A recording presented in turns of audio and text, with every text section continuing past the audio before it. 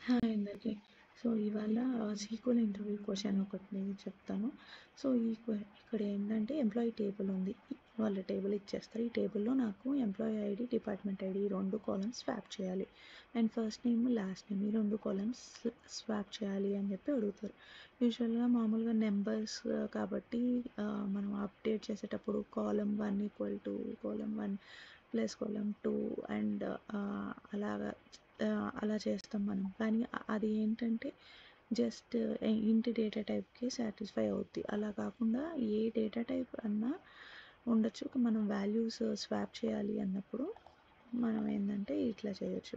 So, ఒక city create చేసాము. Columns అన్నీ సెలెక్ట్ చేసి టేబుల్‌లో నుంచి ఆ తర్వాత అప్డేట్ చేసేటప్పుడు వాల్యూ అనేది ఈ సిటీ ద్వారా అంటే ఈ సిటీ నుంచి తీసుకుంటున్నాం. అప్పుడు ఏందంటే సిటీలు అనేది అలాగే ఉంటుంది. సో, ఈ టేబుల్ డేటా అనేది మనము వాల్యూస్ అట్లా తీసుకుంటే ఎగ్జిస్టింగ్ టేబుల్ చేంజ్ అవ్వదు. మనకి వాల్యూస్ అనేది కరెక్ట్‌గా స్వాప్ అవుతది.